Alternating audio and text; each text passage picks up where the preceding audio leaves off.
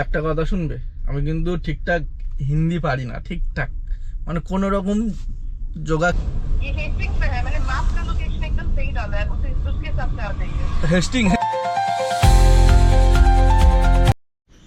Good morning, সবাইকে জানাই শুভ সকাল। আর দিনের প্রথম গাড়ি নিয়ে বেরিয়ে পড়েছি। তো এখন প্যাসেঞ্জার লোকেশনে এসে দাঁড়িয়ে আছি। আর ঘড়ির সময় বলছে 5টা বাজে, ঠিক আছে, ঘড়ির সময় 5টা বাজে। তো চলো আজকে ভিডিওটা, বেরিয়েছি 4:30, একটু গাড়িটা মোছামুছি করলাম। ফাইনালি আপাতত প্যাসেঞ্জার লোকেশানে দাঁড়িয়ে আছি। প্রথম প্যাসেঞ্জার গড়িয়া টু সাঁতরাগাছি। মানে সবাই ভোটের চক্করে আছে আর কি, ভোট দেবে, বাড়িতে যাবে। তো চলো দেখা যাক, আজকের দিনটা এভাবে শুরু করছি। কি হবে জানি না, পুরো ভিডিওটা দেখো তাহলে বুঝতে পারবে সারাদিন জয়ন্ত ভাই কী করে, কোথায় যায়। আগে বাইক ট্যাক্সি আর এখন চাকা, সরি আগে 2 চাকা আর এখন 4 চাকা। তো চলো দেখা যাক কী হয়। টুক করে ক্যান্সেল করে চলে যেতে পারবে না, ঠিক আছে। এখন ক্যান্সেল করলে ভাই মানে ক্যান্সেল চার্জ কেটে নেবে। আর 2 চাকা কী হতো, ক্যান্সেল করলে ব্যাস চার্জ ফার্জ লাগতো না, বেশি ক্যান্সেল করা যেত না। কিন্তু এখানে জানি না কটা ক্যান্সেল করা যাবে। তো এখানে একটাই ক্যান্সেল করলেই চার্জ কাটবে, ঠিক আছে। তো এখন ওয়েট করি, দেখি ম্যাম ফোন করে বললো যে 2 মিনিট, জানি না ক মিনিট, নতুন তো। আচ্ছা, ব্যবসা বাণিজ্যটা শিখতে হবে তারপরে। তো চলো ভাই, সাঁতরাগাছি এসেছিলাম, ঠিক আছে। সাঁতরাগাছি আসার পরে দেখো, হ্যাঁ এই সাঁতরাগাছি স্টেশন আর অবস্থাটা দেখো, পুরো এ মাথা থেকে সেই ও মাথা একদম ধুধু করছে, ঠিক আছে। পুরোটাই লাইন লেগে গেছে, কিন্তু এই অ্যাপে কোনো ভাড়া নেই, ঠিক আছে। তো এইভাবে দেখি কতক্ষণ এখানে দাঁড়াতে হয়, প্রায় 1 ঘন্টা দাঁড়িয়ে গেছি। এখন হালকা চা বিস্কিট খেয়ে নিলাম, দেখি টিফিনটা কোথায় হয়।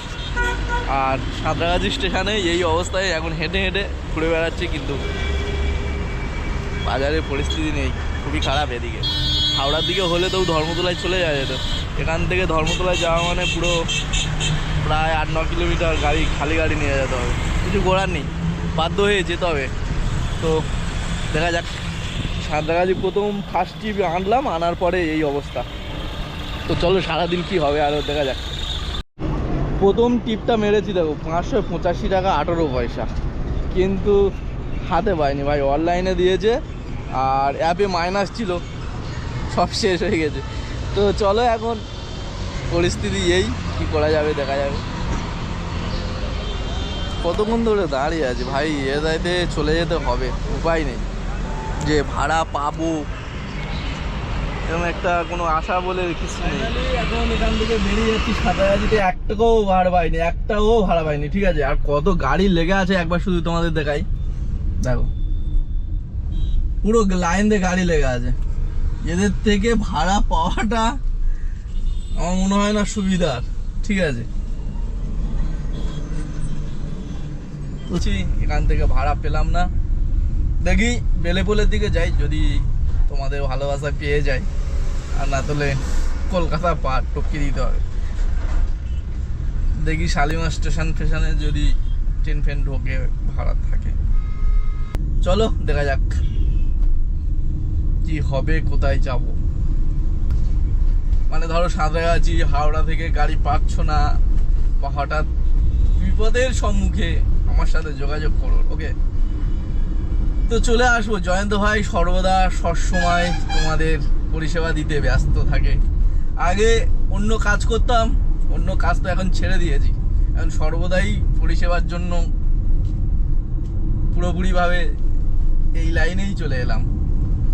এই লাইনে ছিলাম, বাট অন্য গাড়ি চালাতাম লোকের অধীনে। এখন নিজের ইচ্ছা হলে চালাই, ইচ্ছা না হলে চালাই না।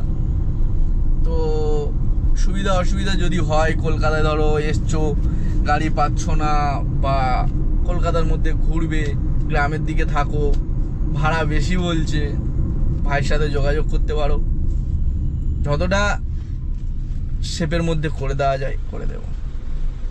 4 চাকা 6 চাকা সব রকম আমার কাছে আছে। আমার 4 চাকা আছে, বাট 6 চাকা নেই, কিন্তু করে দিতে পারবো, এরকম একটা ব্যবস্থা আছে। তো চলো, এখন টোল ট্যাক্স পার করছি ভাই। সাঁতরাগাছি এসেছিলাম, এখন টোল ট্যাক্স পার করছি। মানে আমার গাড়ি এই প্রথম টোল ট্যাক্স পার হয়ে এপারে এসছে।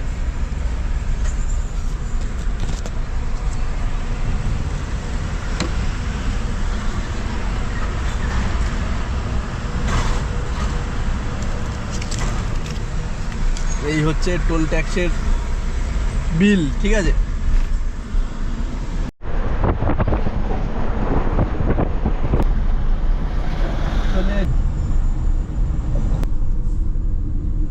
ভাই একটা সত্যি কথা শুনবে তো? চলো, আমি সেকেন্ড ব্রিজের উপর দিয়ে যাচ্ছি আর একটা কাহিনী তোমাদেরকে শোনাই। সেকেন্ড ব্রিজটা দেখতে থাকো আর কাহিনীটা শুনতে থাকো।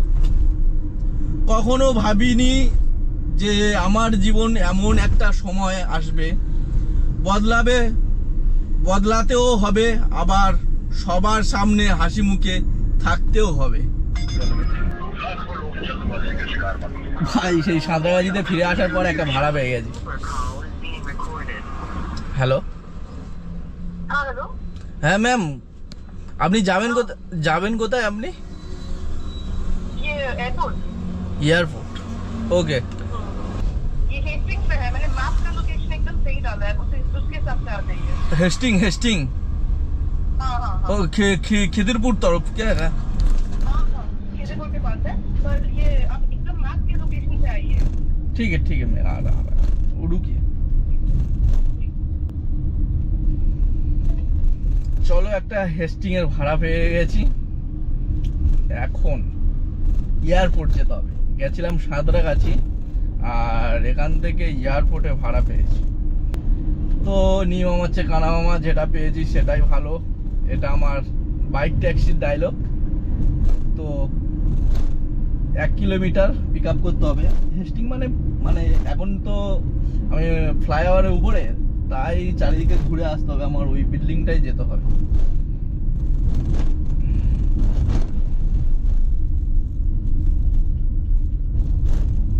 তো দেখা যাক, এই যে পথটা, আমার এই দিকে যাব। তো এই চত্বরটা পুরো কিন্তু আর্মিদের চত্বর, ঠিক আছে। তো এখন চলে এসেছি একা অজানা পথে, ম্যাডামকে তুলবো এয়ারপোর্টের উদ্দেশ্যে। তো এদিকে একটু ঘুরতে লাগবে, এই মনে হয় গেট, ঠিক আছে। গাড়িটা ঘুরিয়ে এনে লাগাতে লাগবে। ফোন করি যে ম্যাম চলে এসেছি, কি বলে দেই।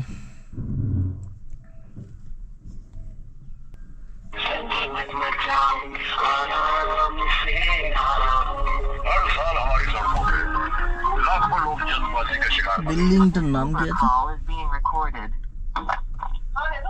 हेलो, आप पहुंच गए? है मैम, खड़ा हूँ लोकेशन पे। ठीक है, मैं आ रही हूँ, खाने में। ঠিক আছে ম্যাম, বলছি আসছি, দেখা যাক কতক্ষণের মধ্যে আসে। 4 চাকার লোকজন তো ভাই, দেরি করলেও উপায় নাই। একটা কথা শুনবে, আমি কিন্তু ঠিকঠাক হিন্দি পারি না, ঠিকঠাক মানে কোনো রকম জোগা খিচুড়ি করে প্যাসেঞ্জারকে গাড়ির মধ্যে তুলি আর জোগা খিচুড়ি করে লাভিয়ে দিই, ব্যাস এটাই আমার কাজ। মানে ঠিকঠাক না পারলে যেটা হয়, এটাই পারি। যতটুকু পারি তাতে মোটামুটি কাজ চলে যাচ্ছে আপাতত। বর্তমান এরকম একটা ফেস চলছে আমার। তবে দেখা যাক বিগত দিনগুলো আস্তে আস্তে শিখতে বা চলতে ঠিক হয়ে যাবে। তো প্রথম তো গ্রামের গাঁইয়া ভূত, সে থেকে শহরের বাবু হতে গেলে একটু সময় লাগবে। তা যাই হোক, মানিয়ে নিচ্ছে যখন, নো প্রবলেম। ওকে, কলম যতই দামি হোক না কেন, কলমের ভিতর কালি না থাকলে যেমন মূল্যহীন, মানুষ যতই শিক্ষিত হোক না কেন, মানুষের মনুষ্যত্ব বোধ না থাকলে শিক্ষাহীন। আর তোমাদের তখন দেখিয়েছিলাম সাঁতরাগাছি স্টেশন, আর এখন দেখাবো এয়ারপোর্ট, ঠিক আছে। তো সাঁতরাগাছির পরে এয়ারপোর্টে একটা প্যাসেঞ্জার পেয়ে গেছি, তো ড্রপ দিয়ে দিলাম ম্যাডামকে। এখন যাব বাইরে, এখান থেকে তো আর পাবো না, বাইরে যেতে হবে। তো চলো বাইরের দিকে যাই।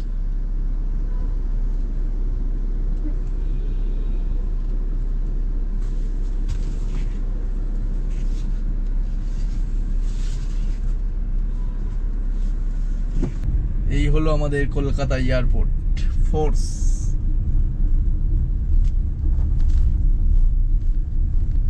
এয়ারপোর্টে আসার পর প্রায় 20 মিনিট যশোর রোডে বসেছিলাম।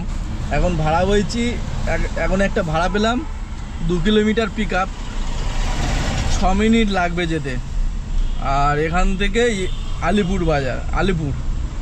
তো এখন এখান থেকে আলিপুরের ভাড়াটা রিসিভ করে নিয়েছি, 400 কত টাকা দেখালো। তো চলো এখন আলিপুরের উদ্দেশ্যে যাই, আর 6 মিনিট ধরে গাড়িটা চালিয়ে স্যারকে পিক আপ করে নিই। তো বেশি সকাল থেকে এখন ঘড়ির কাঁটা বাজে 7:40, আর ওখানে পৌঁছাতে আমার লাগবে আর ধরো 5 মিনিট 45। তো 7:45 অবধি আপাতত 2টো ভাড়া মেরেছি, আর একটা পিক আপ করতে যাচ্ছি। বেরিয়েছিলাম 4:30। তো এই হচ্ছে আপাতত 2টো, আর এইটা নিয়ে 3টে হবে। এই হচ্ছে মার্কেটের পরিস্থিতি। যারা গাড়ি কিনবে ভাবছো, বাইক ট্যাক্সি ছেড়ে দিয়ে, তো এখন দিয়ে আমার পার ডে ভিডিও দেবো 4 চাকার। তো ভিডিওটা ফলো করে দেখবে, বুঝবে, তারপরে আর একবার নয় ভেবে নেবে যে কি করব। ঠিক আছে, তো চলো আপাতত পিক আপটা করি। হ্যালো, হ্যাঁ স্যার, লোকেশনে দাঁড়িয়ে আছি। হ্যাঁ ঠিক আছে, ঠিক আছে।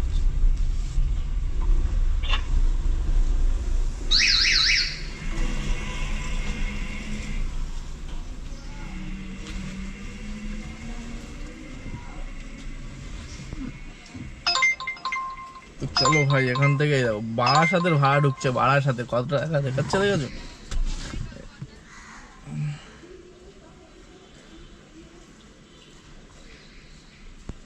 নন এসি দেখি, আলিপুর ওই 400 সামথিং কিছু দেখাচ্ছে।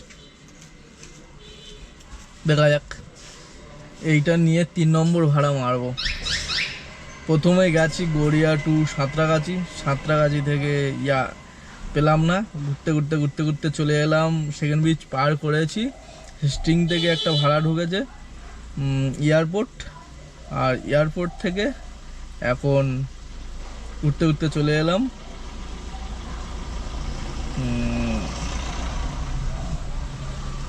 পিছনে কি জায়গার নাম ভুলে গেলাম। এই জায়গাটার নাম হলো অর্জুনপুর। এয়ারপোর্ট থেকে ঘুরতে অর্জুনপুর চলে গেছি, কৈখালি অর্জুনপুর। এখান থেকে যাব নিয়ে আলিপুর সরি। এখন ঘুরতে চলে এলাম অর্জুনপুর, আর অর্জুনপুর থেকে যাব আলিপুর। অর্জুনপুর মানে প্রথম গড়িয়াতে সাঁতরাগাছিতে ঘুরতে হেস্টিং থেকে এয়ারপোর্ট পেলাম, এয়ারপোর্ট থেকে ঘুরতে অর্জুনপুর থেকে আলিপুর, তারপর জানি না কোথায় পাবো। তো চলো এইভাবে চলছে আপাতত। এটা 3 নম্বর ভাড়া, আর ভাড়ার পরিস্থিতি এই।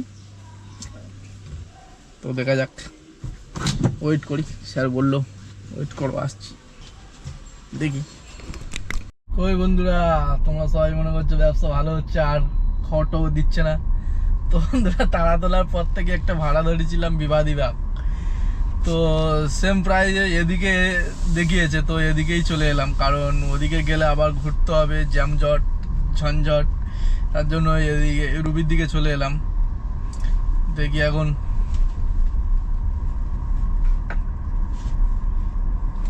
দা এক্সিট কি এদিকে?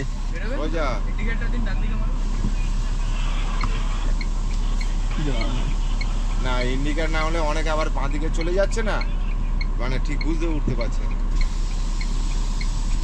ভাই এখন ইন্ডিকেটার দিতে হবে, না দিলে বুঝতে পারছে না, তার জন্য খোলেনি।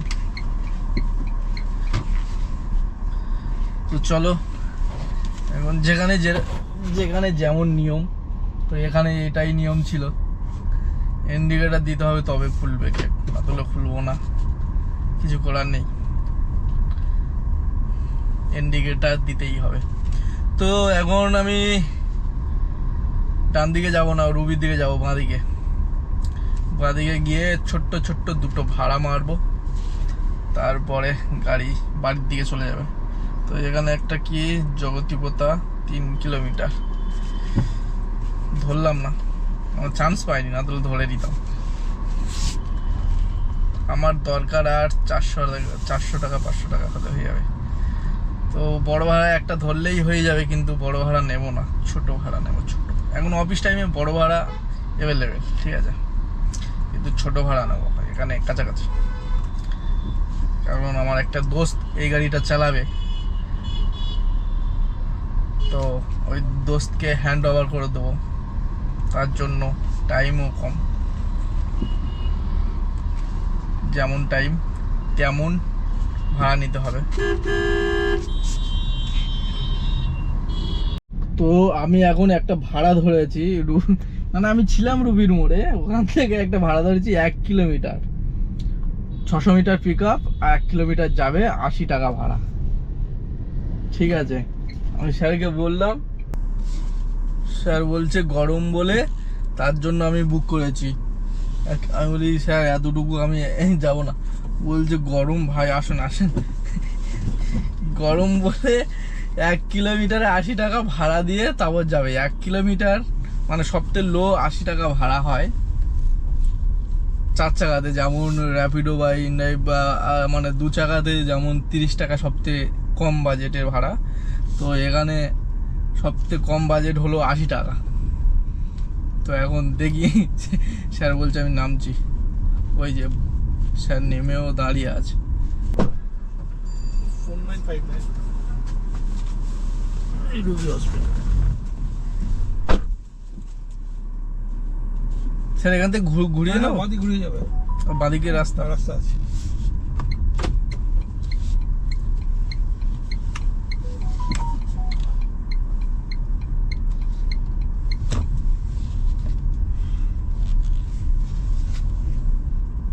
গরমটা মেরে দিচ্ছে একটা, হ্যাঁ প্রচন্ড গরম পড়েছে স্যার। এমনিতে হয়ে যাচ্ছে কি আর দেখো।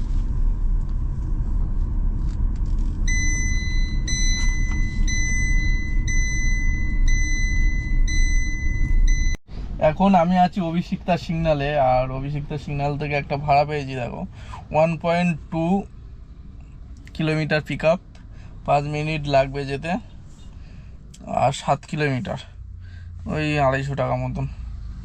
তো চলো পিক আপ করে নি, আর এটাই লাস্ট, আজকের দিনে লাস্ট ভাড়া। ভাই এই রোদের মধ্যে আর ভালো লাগে না, সকাল থেকে বেরিয়েছি ভোর 4টে থেকে, আর এখন পর্যন্ত 4-5টা ভাড়া মেরেছি টোটাল, আর এখন এসে গাড়ি চার্জে দিচ্ছি। ভাই চার্জারটা দেখা, এই হচ্ছে আমাদের গাড়ির চার্জ সিস্টেম, ঠিক আছে, এটা আমাদের গাড়ির চার্জ সিস্টেম হয়েছে, এই 96% চার্জ হয়েছে, ঠিক আছে। আর দেখা ভাই, তো এই 4টে ভাড়া মারতে 50% চার্জ শেষ, আর যারা গাড়ির মধ্যে বসছে একে দিয়ে এসিতে দিচ্ছি, বলছে ভাই আরও জোরে দে আরও জোরে দে, নতুন গাড়ি পুরো হাই করে দিচ্ছি, চার্জ সহ করে শেষ হয়ে যাচ্ছে। ক টাকা হচ্ছে তার ঠিক নেই, আপাতত দেখা যাক, ব্যবসায় লেবেছি যখন এই মাসটা হিসাব করে দেখবো ক টাকা চার্জ গেল, ক টাকা কী গেল, ঠিক আছে। তো আপাতত চার্জ দিচ্ছি, চার্জ হয়ে গেলে আমার বড় ভাই গাড়িটা নিয়ে নেবে, ও এবার বিকাল টাইম চালাবে। তো চলো আজকের ভিডিওটা এখানে শেষ করছি, সবাই সুস্থ থেকো, ভালো থেকো। তো চলো টাটা, আজকের ভিডিওটা এখানে শেষ করছি।